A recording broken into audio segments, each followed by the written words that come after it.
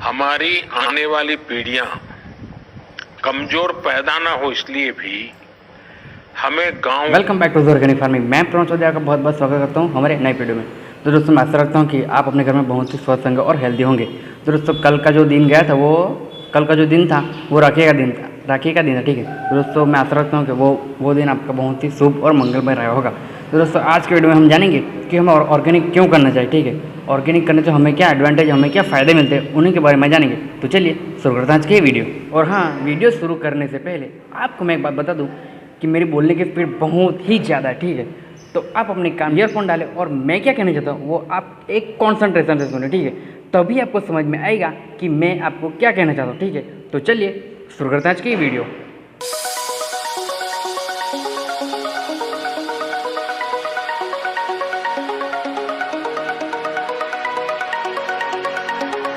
दोस्तों सबसे पहले हम ज़मीन को क्या क्या एडवांटेज होते हैं उन्हीं के बारे में जानेंगे। तो सबसे पहला एडवांटेज ये आता है कि अगर हम ऑर्गेनिक करते हैं तो हमारी जो ज़मीन है वो बहुत ही सॉफ्ट होगी, बहुत ही नरम होगी और बहुत ही ढीली होगी और बहुत ही लचीली होगी।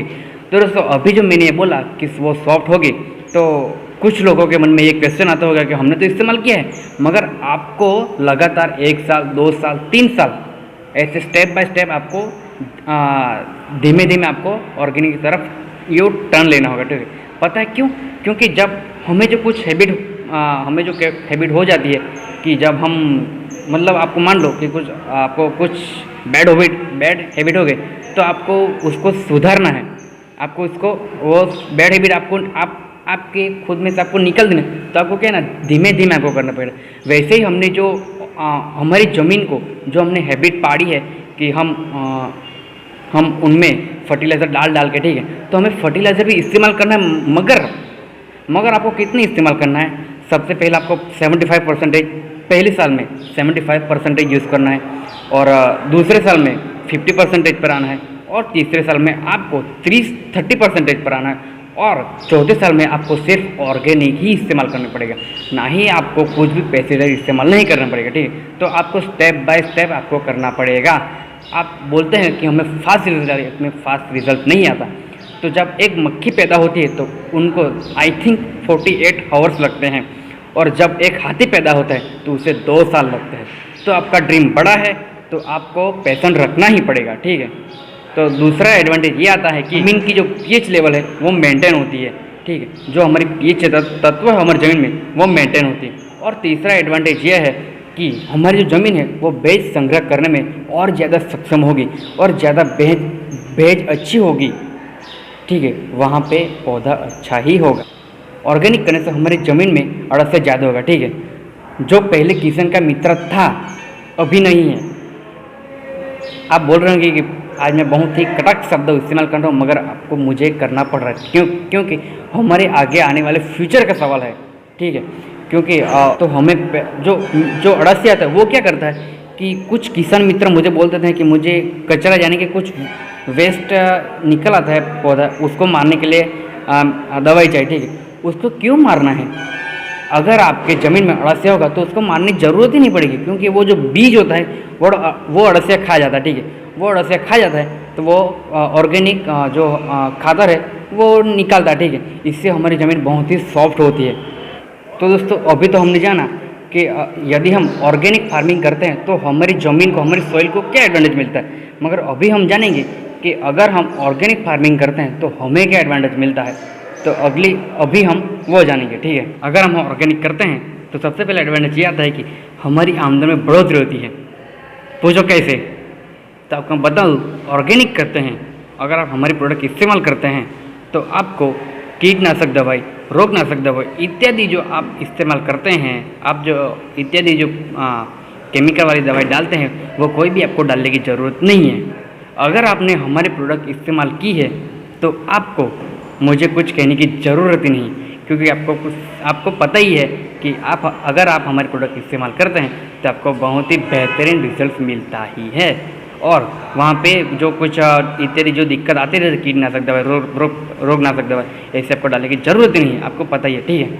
तो दूसरा एडवांटेज ये आता है कि जब भी हम अपनी फसल में, अपने पौधे में जब भी हम केमिकल वाली दवाई डालते हैं तो तो हमें मुंह पे मास्क क्यों लगाना पड़ता, हमें मुंह पे रुमाल क्यों बांधना पड़ता है, वो आपको पता ही होगा, ठीक है।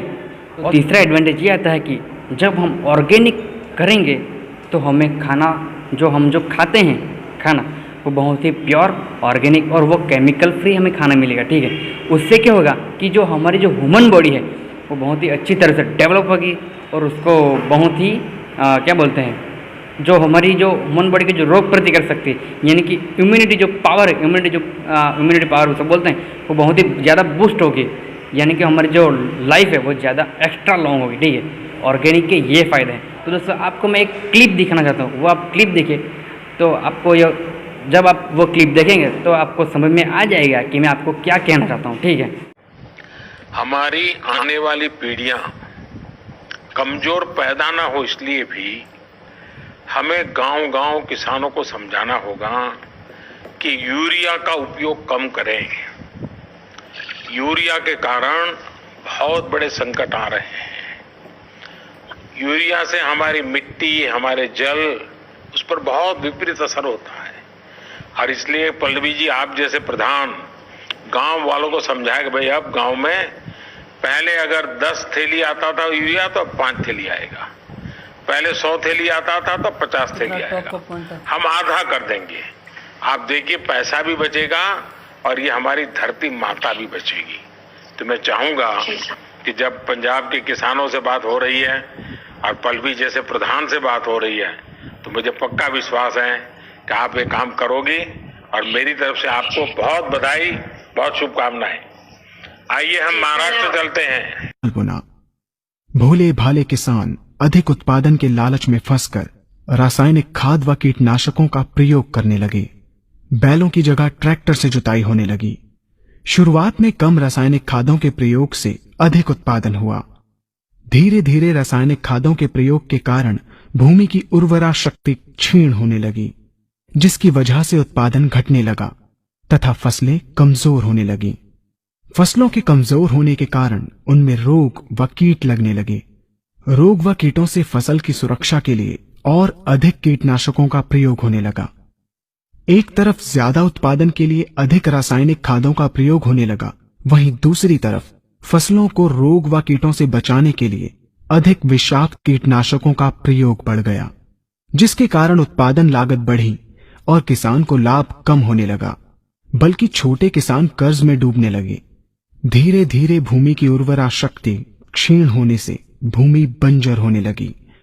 रासायनिक खाद व कीटनाशकों के कारण खाद्यान्न भी विषाक्त हो गए तथा जलवायु भी प्रदूषित हो गई, जिसके कारण मानव, पशु पक्षियों के स्वास्थ्य पर प्रतिकूल प्रभाव पड़ा, जिसका परिणाम आपके सामने है। मानव स्वास्थ्य पर रासायनिक खादों के पड़ने वाले प्रभाव को आप ऐसे समझें।